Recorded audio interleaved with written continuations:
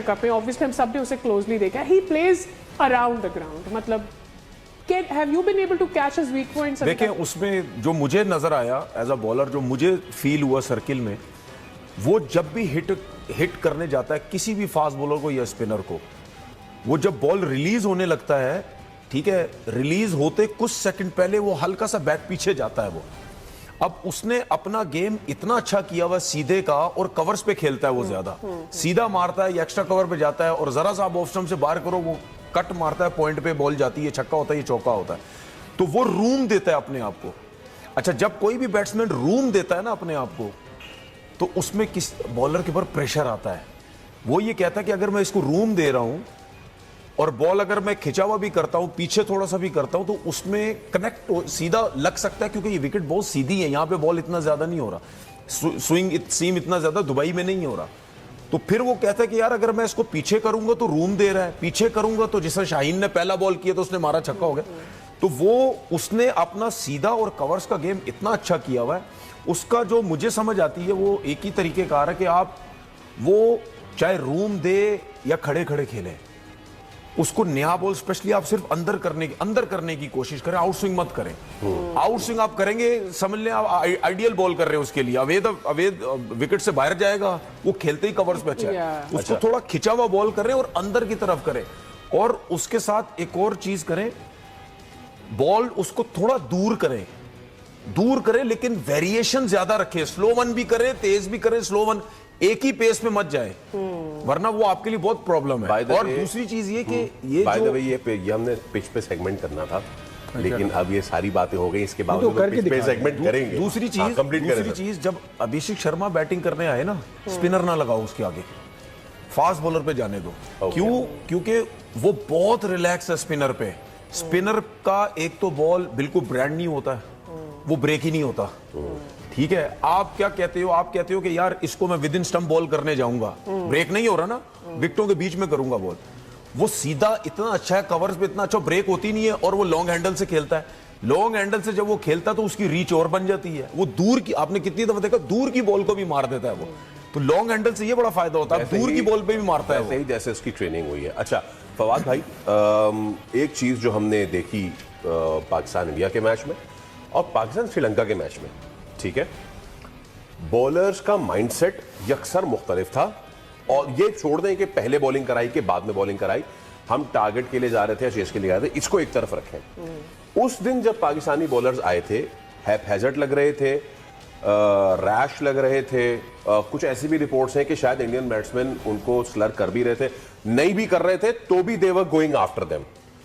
So it was, everything was going wrong with the Pakistani bowling.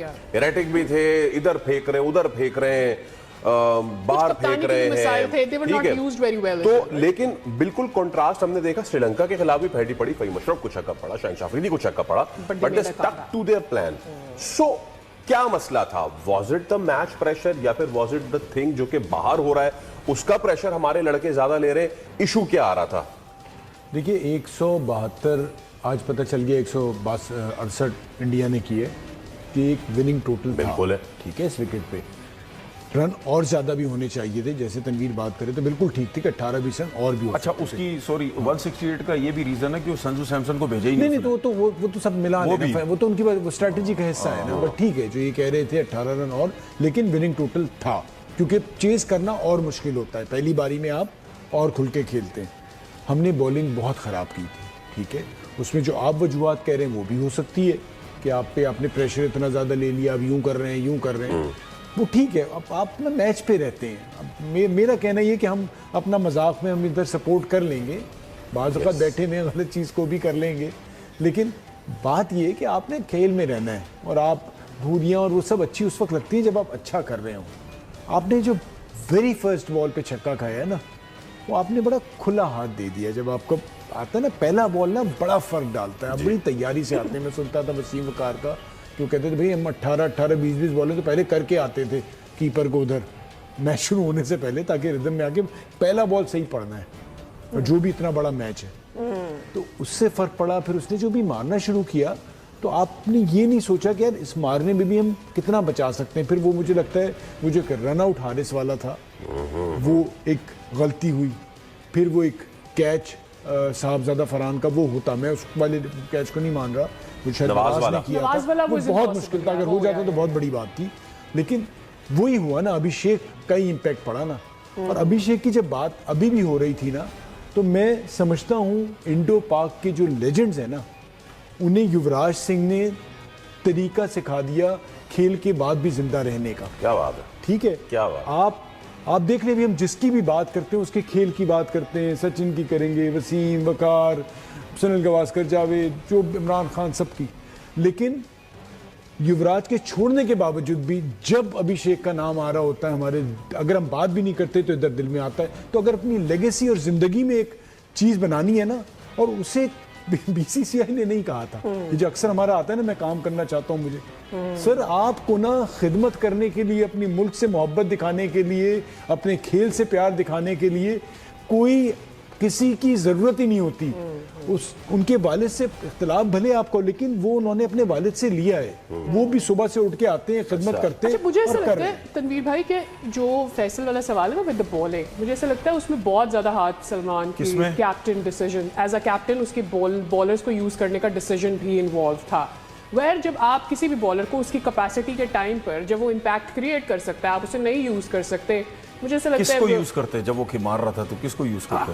सभी को मार पड़ रही साइन है। नहीं, बट देन नहीं साइन की बात नहीं है। आपके टॉप, आपके फास्ट बॉलर्स हो गए, आपके इब्रार स्पिनर हो गए, जिन्होंने लास्ट मैच में, पिछले मैच में श्रीलंका के खिलाफ 4 ओवर में सिर्फ 8 रन दिए।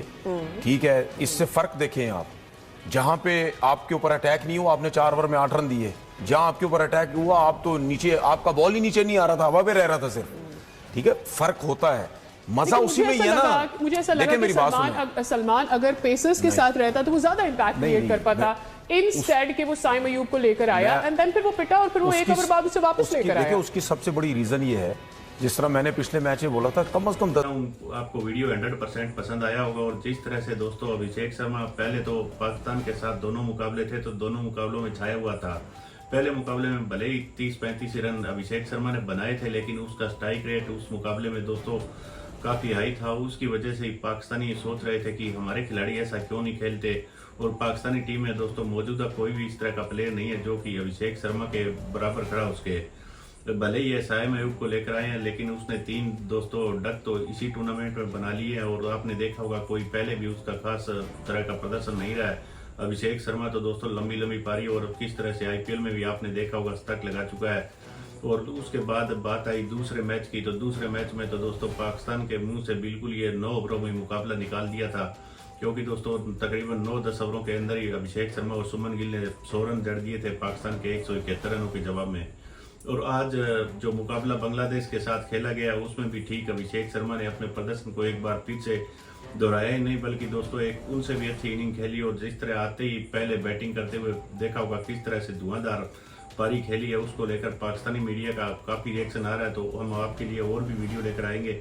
और दोस्तों एक खास बात यह रही पाकिस्तानी मीडिया के लिए, क्योंकि आपने देखा होगा ये बांग्लादेश को किस तरह से ब्रादर मुल्क कहते हैं। और एक तरफ दोस्तों बांग्लादेशी जितने भी क्रिकेट फैंस हैं उनको दिखाने के लिए ये इस तरह की बातें कह रहे थे कि बांग्लादेश यह मुकाबला जीते, भारतीय टीम को हरा दे। लेकिन इनकी दोस्तों अंदरूनी आत्मा ये कह रही थी कि आज बांग्लादेश जीत जाता और आगे श्रीलंका को भारत हरा देता तो पाकिस्तानियों के लिए रन रेट के मसले खड़े हो जाते और उसकी बदौलत दोस्तों ये एशिया कप से बाहर हो जाते हैं।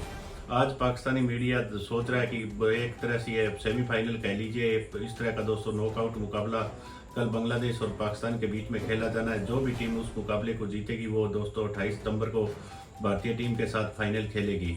तो पाकिस्तानियों को उम्मीद है कि जिस तरह से भारत ने बांग्लादेश को हराया है, ठीक हम उसी तरह से एक बार फिर बांग्लादेश को हराएं और फिर सेमीफाइनल मुकाबला खेलें। तो दोस्तों फाइनल मुकाबले में आपको नतीजे का पता ही है क्या हो सकता है। पहले भी पाकिस्तानी टीम 2 मुकाबले हार चुकी है और भारतीय टीम के सामने दोस्तों ये बिल्कुल बेबस नजर आते हैं। और जिस तरह की इनकी परफॉर्मेंस रही है तो उससे लगता तो यही है कि पाकिस्तानी टीम ज़्यादा कुछ फाइनल में अगर पहुंची तो भारतीय टीम के सामने कुछ भी नहीं कर पाएगी।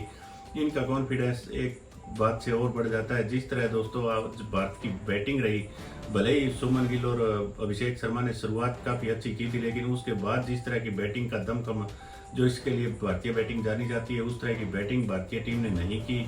और पहले भी 1-2 मुकाबलों में इस तरह की चीज़ें देखी गई थी। तो दोस्तों पाकिस्तानियों को ऐसा लग रहा है कि अगर इन दोनों से हम निपट लेंगे तो हम मुकाबला जीत सकते हैं।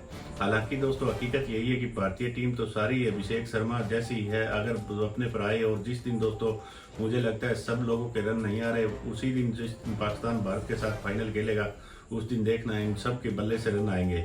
तो दोस्तों उम्मीद करते हैं भारतीय टीम इसका फाइनल जीतेगी और उसमें पाकिस्तान को हराए, तो एक अलग ही दोस्तों मजा है। तो हम आपके लिए पाकिस्तानी ज़्यादातर मेन स्ट्रीम मीडिया की एक से एक लेटेस्ट वीडियो लेकर आते रहेंगे। मिलते हैं एक और नए वीडियो के साथ, तब तक जय हिंद, वंदे मातरम।